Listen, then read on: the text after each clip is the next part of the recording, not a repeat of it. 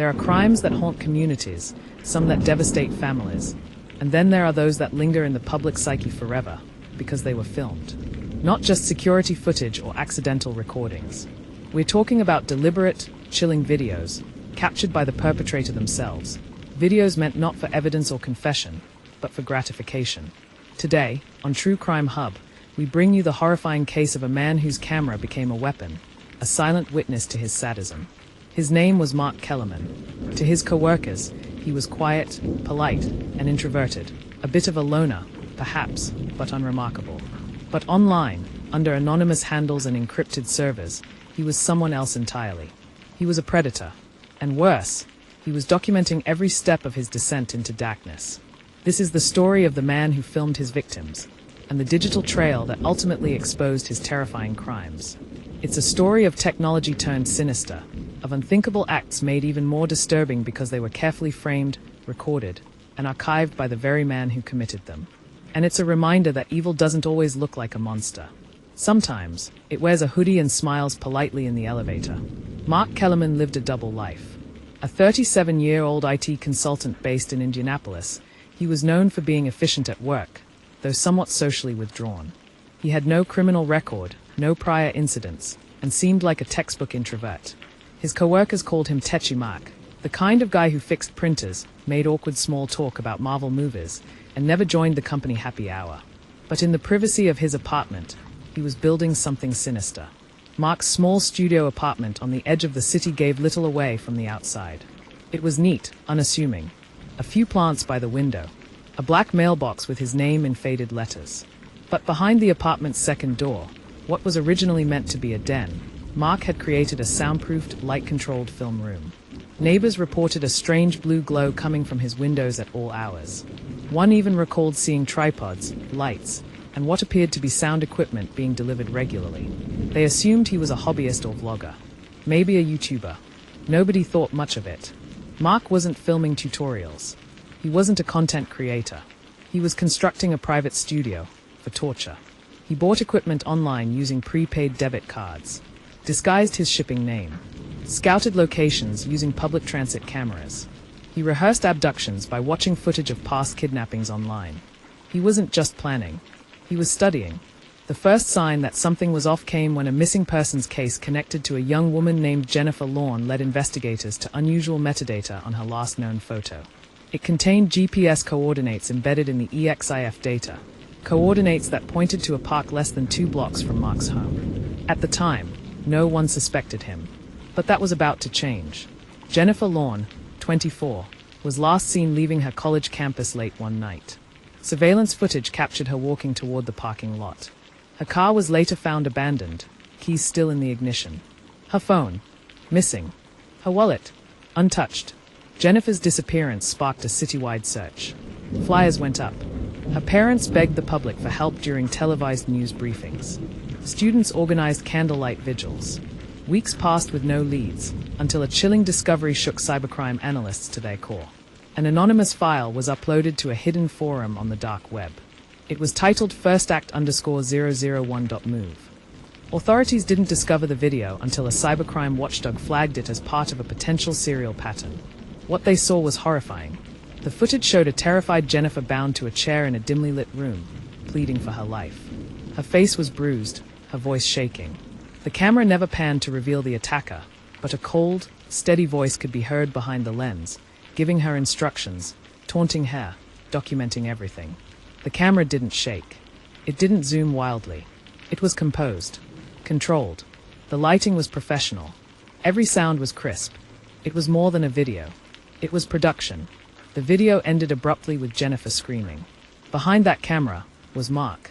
Cyber experts traced the upload to a bouncing IP trail. But one mistake, a brief moment where Mark logged into his burner account using his home Wi-Fi, gave investigators their first real lead. As investigators dug deeper, more files were discovered. Dozens of video titles, finalwords_002.mp4, silence_003.move, lastlook_004.mkv. Each file contained footage of a different young woman. All were reported missing. All were presumed dead. The editing style was consistent. Camera angles, lighting, even the background music, soft, eerie piano compositions, was identical. Mark had a formula, a process. He would stalk his victims for weeks, learning their routines, identifying vulnerabilities. Several had complained to police about someone following them, but there was never enough to act on. Each victim's disappearance followed a similar pattern: late-night vanishings, abandoned cars, phones switched off, no signs of forced entry or struggle. He was careful. He left no trace. Until now, the FBI's Cybercrime Task Force, known internally as Echo Blue, took over the case. Using advanced tracking software, they started decoding the metadata embedded in Mark's videos. GPS locations, sound signatures, digital watermarking, all pointed toward one central hub. While teams coordinated the digital chase, local law enforcement began monitoring Mark's movements. He kept a low profile, paid rent on time, grocery shopped at odd hours, wore gloves even in summer.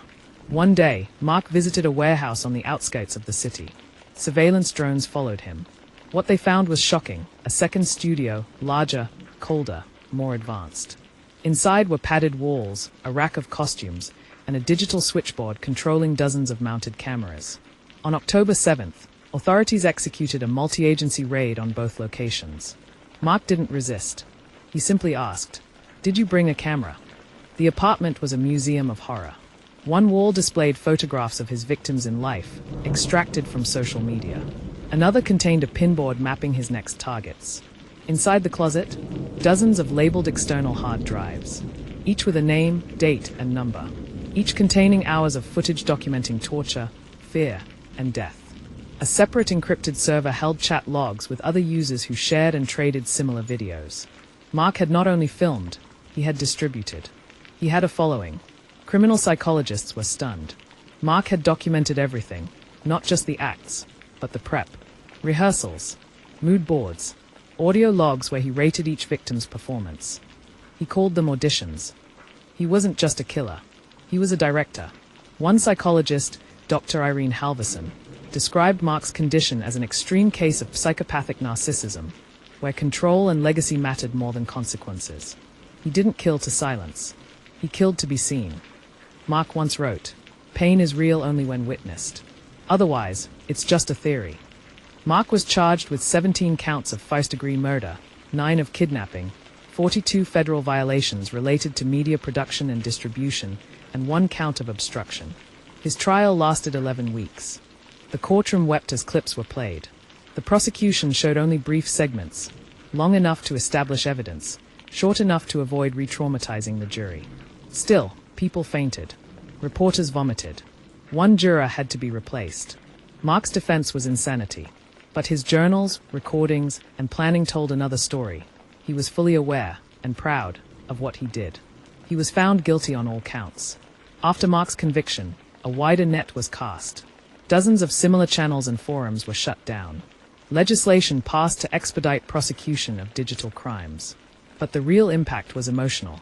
Families of victims struggled with the knowledge that their daughters' final moments were filmed, shared, and watched. Many of them became advocates, created non-profit organizations, lobbied for changes to digital surveillance laws. And they all repeated the same message: don't just watch. Report. Evil doesn't always knock. Sometimes, it records. Mark Kellerman used a camera to document his darkest desires. But in doing so, he left behind evidence. Evidence that couldn't be silenced.